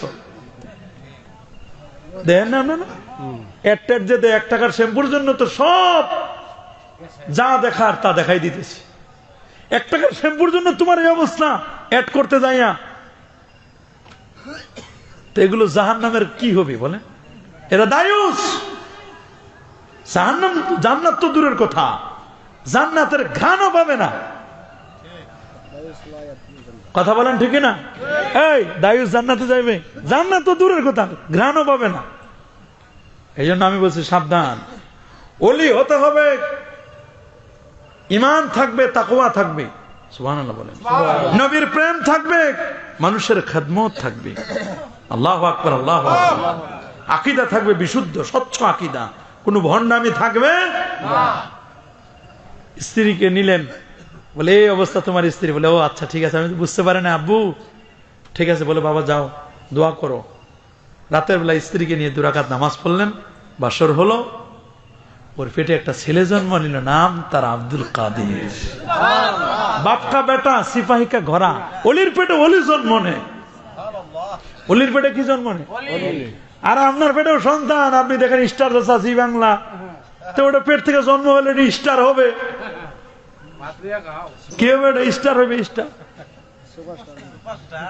সুপার স্টার হবে, সুপার হিরো হবে। কথা বলেন ঠিক কিনা? ওটা তো এই শিখবে। ছোট ছোট বাচ্চা ড্যান্স দেয়, দেখেন না মাঝে মধ্যে, ক্রিকেটারের, বিভিন্ন ক্রিকেটারের নাম জানে, ফুটবলারদের নাম জানে, কোন সময় টিভির সিরিয়াল কখন কি হবে সব মুখস্থ তার। যদি বলি আল্লাহর নবীর নাম কি, নবীর বাবার নাম কি, নবীর মার নাম কি, 14 গোষ্ঠী কেউ জানে না। নবীর উম্মত খবর নাই। আমার ছেলে মেয়েগুলো বলে কি, আগডুম বাগডুম ঘোড়ার ডিম সাজে, ঢাক ঢোল সারাদিন বাজে, বাজতে থাকে, বাজতে বাজতে কমলা বলি পর্যন্ত চলে গেছে। খালি বাজে না, বাজে নাচে। কথা বলেন। আবার আগডুম বাগডুম ঘোড়ার ডিম, ঘোড়ার কোনো ডিম আছে? অলিক কথা। আগডুম বাগডুম ঘোড়ার ডিম সাজে, ডাক ডোল সারাদিন বাজে। হাট্টিমাটিম টিম, তাদের খাড়া 2টা শিং, তারা মাঠে পারে ডিম। যার মাথায় শিং আছে ওরা ডিম পারে? কি আজব কথা! হ্যাঁ, যার মাথায় শিং আছে ওরা ডিম পারে? গরুর মাথায় শিং আছে, হরিণের মাথায় শিং আছে, ডিম পারে। আল্লাহ নিয়ম করে দিচ্ছে, যারা শিং দিছে তারা ডিম দি নাই, আর যারা ডিম দি নাই তারা শিং দিছি। আল্লাহ নিয়ম দেখেন কি সুন্দর নিয়ম, আর অনিয়ম বানাই দিল। কি বলবেন? কে লেখলো কবিতা? এগুলো ছোট ছোট বাচ্চারা শেখায়। বলে নতুন নতুন পায়রাগুলো বলে ঝুটুন বেঁধেছে, আম পাতা জোড়া জোড়া মারবো চাবুক সর্ব করা। আম পাতা তো জোড়া জোড়া, আল্লাহ বলছেন সবগুলো জোড়া জোড়া সৃষ্টি করছি, মারবো চাবুক। ছোটকালে যদি চাবুক মানে এটা মস্তান হবে, ডাকাত হবে, রাস্তাঘাটে ডাকাতি করবে। ঠিক কিনা বলেন? এত ছোটকালে তুমি চাবুক শিখাও কেন? শপথ নিতে হবে। পারবা না মা স্কুলেতে হাট্টিমা টিম টিম, পারবা মা গো মাদ্রাসাতে আলিফ লাম মিম। কি পড়বো? রাসূলুল্লাহ বলেন মান ক্বারা হারফাম মিন কিতাবিল্লাহ কুতিবা লাহু হাসানা। দুনিয়ার মানুষ শোনো, যে ব্যক্তি আল্লাহর কোরআন থেকে একটি অক্ষর তেলাওয়াত করবে তার আমলনামায় একটি নেকি লিখে দেওয়া হবে। ওয়াল হাসানাতু বিআশরি আমসালিহা, 10 10 70 700। লা আকুলু লাকুম আলিফ লাম মিম হারফুন বাল আলিফুন হারফুন ওয়া লামুন হারফুন ওয়া মিমুন হারফুন। আলিফ একটি অক্ষর, লাম একটি অক্ষর, মিম একটি অক্ষর। আপনার সন্তান যদি আলিফ লাম মিম পড়লে 3 10 30টা নেকি আমার আল্লাহ আমলনামায় লিখে দিবে। সুবহানাল্লাহ।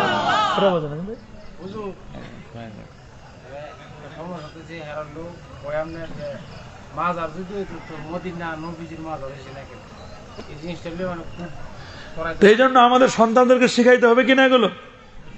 কথা বলেন, শিখাইতে হবে না? কোরআন শিক্ষা দিতে হবে, নবীর প্রেম শিক্ষা দিতে হবে, আহলে বাইতের মহব্বত শিক্ষা দিতে হবে, বড়দের সম্মান করা শিক্ষা দিতে হবে, ঠিক না বলেন? ছোটদেরকে স্নেহ করা শিক্ষা দিতে হবে। এগুলো শিখাইতে হবে তো আপনাদের। আপনার সন্তান যদি ছোটবেলা না শিখান তাহলে কোথায় শিখবে? মা বাবা জন্ম দেয় আর শিক্ষক এটারে মানুষ বানায়। জন্ম নিয়ে মানুষ হয় না। জন্ম নিয়ে কি মানুষ হয় না? মানুষ বানাতে হয়। মানুষ কি করতে হয়? বানাতে হয়। আর মানুষ বানাবেন কেমনি? যেভাবে বানাবেন আপনি সেভাবে করবে। কথা বলেন ঠিক কিনা? এই যে উনি বলছে যে মাজার, মাজার মানে হলো ট্যুর প্লেস। জারা ইয়াজুরু থেকে, আরবিক গ্রামার যারা জানে তারা বুঝেন, জারা ইয়াজুরু থেকে মাজার, ইসমে জারফ, ট্যুর প্লেস, জিয়ারত করার স্থান। সুবহানাল্লাহ বলেন। সুবহানাল্লাহ। আল্লাহ নবী বলেন মা বাইনা বাইতি ওয়া মিম্বারি রাউদাতুম মিন রিয়াদিল জান্নাহ। রাসূলুল্লাহ রওজা মোবারক, রওজাটা মোবারক। সুবহানাল্লাহ বলেন। প্রতি বছর না, প্রতি মুহূর্তে লক্ষ লক্ষ মানুষ নবীজি রওজা মোবারক জিয়ারত করে। সুবহানাল্লাহ বলেন। সুবহানাল্লাহ। জিয়ারত করে যে জায়গায় বসে ওটাকে বলে মাজার। ওটাকে কি বলে? মাজার। রাসূলুল্লাহ বলেন তোমার মার কবরের পাশে যখন যাবে, ইজা আতাইতুমুল মাকবারা ফাকুলু আসসালামু আলাইকুম ইয়া আহলাল কুবুর। হে কবরবাসী, তোমাদের প্রতি শান্তি বর্ষিত হোক। সুবহানাল্লাহ বলেন। সুবহানাল্লাহ। কবরবাসীর প্রতি কি বর্ষিত হবে? শান্তি। তো রাসূলুল্লাহ বলেন কবরের সামনে গেলে কবরবাসীকে অ্যাড্রেসিং করে তুমি শান্তি কামনা করবে তাদের জন্য। কবরবাসীকে সালাম দিই, এরা কি অহেতুক দিই না সালাম শুনে? শুনে না? কবরবাসী যদি সালাম শুনে, ওলি আল্লাহরা শুনে না? সাহাবীরা শুনে না? নবীজি শুনে না? সালাম দেওয়া যাবে না? কথা বলেন। কবর জিয়ারত করা যাবে না? হ্যাঁ, আপনি যদি কবরে যায় সেজদা করেন, এটা নিষেধ। সেজদাটা হবে কপালটা একমাত্র আল্লাহর জন্য। কপালটা কার জন্য? আল্লাহর জন্য। সেজদা হবে আল্লাহর জন্য, কোন পীরের জন্য কপাল না। পীরের জন্য মুরগি দেন, হাদিয়া, ওটা ভিন্ন জিনিস। হাদিয়া, টাকা দেন, পয়সা দেন, হাদিয়া। তবে পীর এত হাদিয়া দিয়ে কি করবে? আবার মাজারে অনেকে মুরগি মাজারের ভিতরে ফেলাই দেয়। টাকা অনেক সময় শুনছি শাহ সুলতানের মাজার 3 কোটি না কত কোটি জানি। পাগলা মসজিদ, পাগলা মসজিদে কিশোরগঞ্জে কয় কোটি নেই? 3 কোটির উপরে টাকা জমা হয়েছে, সব কবরের উপর থেকে উঠেছে আর বাক্সে দান পড়ছে। আচ্ছা, আল্লাহর বলে তো মারা গেছেন না, উনার কি টাকার দরকার আছে? আর কবরে দিয়ে টাকা চলবেও না। কবরে তো সরকার আলাদা। কথা বলেন না কেন? এই কবরে এই টাকা চলবে? ওটা আরেক জগৎ, আলমে বর্জ, ওটা কবরের জগৎ। ওই জগতে এই টাকা চলবে না। চলবে নাকি? কবরে তো টাকার দরকার নাই, কবরের দরকার হলো নেকামল।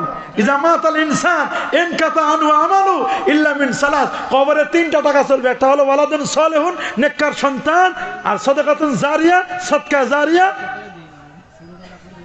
আর ইলমুন ইনতাফা, উপকারী ইলম। এই 3 ধরনের জিনিস চলবে কবরে। সুবহানাল্লাহ বলেন। হ্যাঁ, কবরে যে টাকা ফেলান কি জন্য? হ্যাঁ, কবরের টাকা ফেলানো ঠিক না। পাশে যদি বাক্স থাকে, বাক্সের টাকা ফেলানো যাবে। কোন মুসাফিরদের খাবারের জন্য, এতিমখানা থাকে, ইল্লা বোর্ডিং থাকে, তাদের খাবারের জন্য আপনি টাকা দিতে পারেন। কবরওয়ালার তো টাকার দরকার নাই। অনেকে কবরে বাতি জ্বালায়, মোমবাতি জ্বালায়। কবরওয়ালার মোমবাতি, আপনি মোমবাতি জ্বালান কেন? আরো যত দামি লাইট জ্বালান, কবরের ভিতরে 1 ফোঁটা আলো ঢুকবে? যেগুলো জ্বালান এগুলো কবরবাসীর আশপাশে যারা জিয়ারত করবে তারা যেন ভয় না পায়, এই জন্য জিয়ারতকারীর সুবিধার জন্য আপনি এগুলো জ্বালাই দেন। কথা বলেন ঠিকই না? অনেকে এমন ভাবে কবরগুলোরে বাসর ঘরের মতো সাজায়, এটাও বাড়াবাড়ি। হ্যাঁ, কবরগুলোকে সেভ করতে হবে।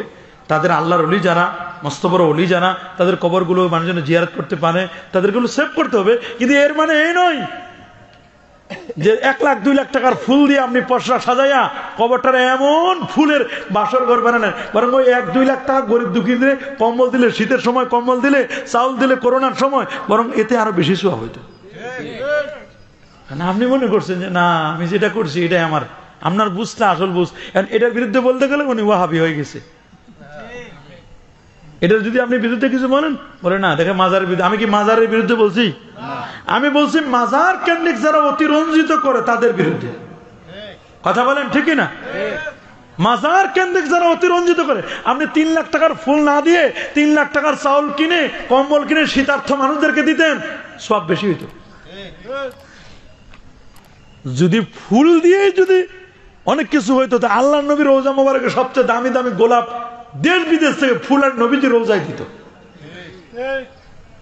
কথা বলে কোন দান বাক্স নাই নবীর রওজায়? কোন দান বাক্স আছে নাকি? কোন দান বাক্স, কোনো কারবার নাই। আপনি সালাম দিবেন আল্লাহ নবী রওজা মোবারকে, হায়াতুন নবী, জিন্দা নবী। মারা গেছেন তিনি বলতে মৃত্যুর স্বাদ আস্বাদন করেছেন। মারা গেছেন এটা বলবো না, এটা বেআদবের খেলাপ হবে। ইন্তেকাল করেছেন তিনি, সুবহানাল্লাহ বলেন।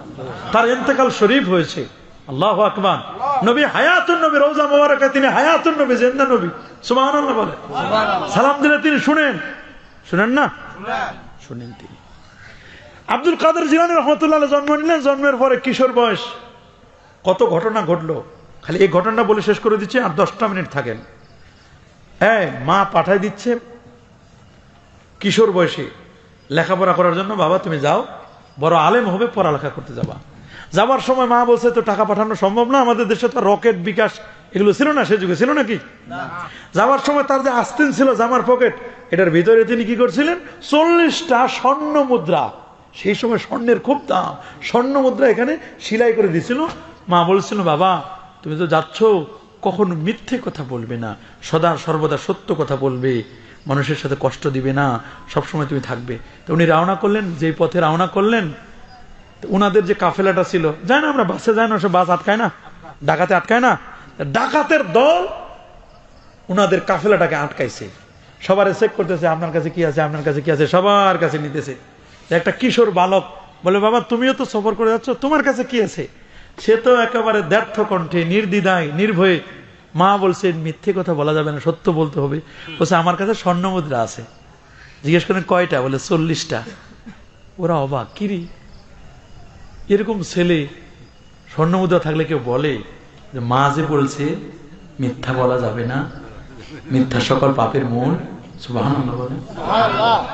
মার কথা অক্ষরে অক্ষরে পালন করছে।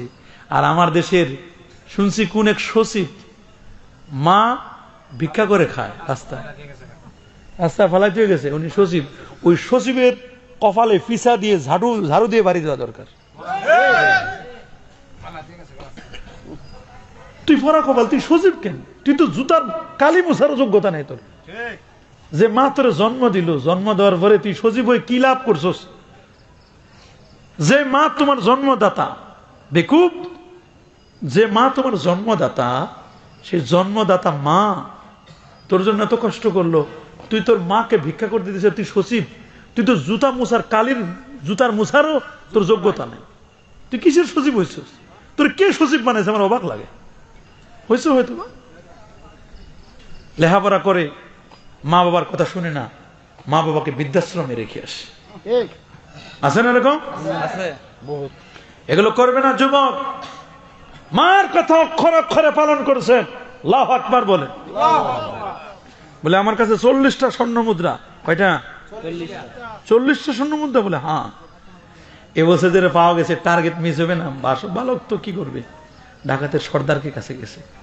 সর্দার সাহেব সব বাদ দেন, আসল মাল পাইছি। কি আসল মাল পাইছো? বলে হ্যাঁ। কি হয়েছে? বলে 40টা স্বর্ণ মুদ্রা ছেলেটার কাছে আছে। ছেলে স্বীকার করেছে। বলে হ্যাঁ। ধরে দেখছো? হ্যাঁ ধরে দেখছি। ডাকাতের সর্দার সে জিজ্ঞেস করছে কেন বলছো? সত্য কথা বলে কেউ? বলে মা বলছে মিথ্যা কথা বলা যাবে না, মায়ের কথা আমি ফেলে দিতে পারি না, মা বলছে মিথ্যা কথা মহাপাপ। দেখছেন, এই কথা শোনার সাথে সাথে আল্লাহর ওলির সন্তান তো কথার মধ্যে কি তাসির। ডাকাত সর্দার শুনে মনে করছে দেখছো এইরকম বালক ছেলে, মিথ্যা কথা বলা যাবে না, মার কথা মান্য করে। তা আমরা জীবনে কত অন্যায় করছি, মা বাবার কথা শুনি নাই, মিথ্যা বলতেছি, মানুষের সম্পদ লুণ্ঠন করতেছি, ডাকাতি করতেছি, হাই হাই জীবন তো শেষ করে দিছি। আহারে কি করেছি আমরা, জীবন শেষ। ছেলেটার কথা শুনে হৃদয়টা পরিবর্তন হয়ে গেল। মানুষের হেদায়েত হইতে তো সময় লাগে না। ডাকাত সর্দার সবাইকে ডাকলো, দলের মধ্যে যারা ছিল সবাইকে ডাকলো, ডেকে বললো যার যার মাল নিছে সবার মাল ফেরত দাও, আর এই ছেলেটার হাতে হাত রাখো। এই ছেলেটার হাতে হাত রেখে কলেমা পড়ে মুসলমান হয়ে নতুন জীবন চালনা করো। কিশোর বালক অবস্থায় বায়াত করাইলেন। সুবহানাল্লাহ বলবেন। ডাকাত সর্দার মস্ত বড় আল্লাহর ওলি হয়ে গেল। আর আমরা কথায় কথা মিছে কথা, কই আছো ভাই? আছে নরসিংদী বলে মরজালে আছে, কথা বলো না কেন? আছে 2500 বলে কই কোথায় মরজালে দেও না, কি মিছা কথা দেন। আর মোবাইল হচ্ছে এমন মিথ্যা কথার মার্কাস, মোবাইলে মিথ্যা কথা বলতেই থাকে। কথা বলেন ঠিক না? মিথ্যা কথা বলবেন না তো এনে করেছেন ঠিক জায়গা মতো তো ঠিকই মারিয়ে দেন। আল্লাহ আপনাদের হেফাজত করুন, আমিন বলেন। রাসূল বলেছে এই ইয়াকুমুল কাযিব, মিথ্যা কথা বলা থেকে বিরত থাকবে, মিথ্যা কথা বলবো না। শুধু এইটুকু যদি চিন্তা করে মানুষ, মিথ্যা সকল পাপের মূল, তাহলে মানুষ সবাই ভালো হয়ে যেত। তাহলে আমাদের সিদ্ধান্ত, আমরা ওলি হতে চাই, ওলির দরবারে যেতে হয়।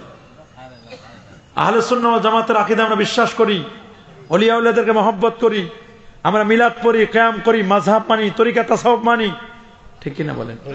5 ওয়াক্ত নামাজ পড়বো, জুমার নামাজ পড়বো, কাবলাল জুমা, বাদাল জুমা। অনেকে খালি ফরজ পড়ে, 2 রাকাত পরে দৌড় দেয়। জুমার দিন 2 রাকাত পরে, এই 2 রাকাতের মধ্যে যদি ভেজাল হয় সমস্যা। গাড়ির চাক্কা কয়টা? প্রাইভেট কারের কয়টা? 4টা চাক্কার যদি একটা চাক্কা না থাকে চলবে? কোনো কারণে একটা চাক্কা পাঞ্চার হয়ে গেছে, সমস্যা আছে? চলবে গাড়ি? ওই লোকের সমস্যা না যার পিছনে এক্সপিয়ার চাক্কা আছে, অতিরিক্ত নফল। যেটা চাক্কা পাঞ্চার হয়ে গেছে ওটা পাল্টাই দাও, খুলে পিছনের চাক্কা লাগাই দাও, যার পিছনের চাক্কা নাই পরে থাকতে হবে। বিপদ কিনা? বলবে উসমান গনি সালেহিক, এশার নামাজের 4র্থ রাকাতে তোমার মন আরেক দিকে গেছে, ফরজ নামাজে। দেখো ওর প্রোফাইল খুলো, বলে আচ্ছা খুলছি। আল্লাহ ফেরেশতা বলে 4র্থ রাকাতে দেখো কি সমস্যা, বলে ওই জায়গায় সমস্যা হয়েছে, মন আরেক দিকে চলে গেছিল। আচ্ছা দেখো তো আগে 4 রাকাত সুন্নত আছে নাকি, বলে আল্লাহ আছে তো। পরে দেখো তো 2 রাকাত সুন্নত আছে নাকি, বলে আছে। নফল আছে নাকি, বলে আছে। বলে ওইগুলো দিয়ে ফরজের যেখানে ঝামেলা ছিল, ভেজাল ছিল, ওটা পাল্টাইয়া ওটা সোজা সাদা করে দাও, ভালো করে দাও। আমার ফরজের মধ্যে যে ত্রুটি নুকসানিয়াত, এটা রিকভারি করে দিল সুন্নত এসে, নফল এসে। নফল দরকার আছে না নাই? তো নফল পড়বেন, পড়বেন তো ইনশাআল্লাহ। আল্লাহর ওলিদের নজরে চোরকে ওলি বানাই দিতে পারে। হ্যাঁ, গাউসে বাগের বাড়িতে চুরি করতে ঢুকছে চোর, বুঝে নাই কি ঢুকছে? চোর ঢুকছে ভিতরে। চোর চুরি করে মাল সামান নিয়া দরজা আর খুঁজে পায় না। কি রে ঢুকলাম কেমনে? এই ঘরের যে কোনো দরজা নেই, কি নাই? আসলে দরজা নাই, আছে না? চোখে দেখে না।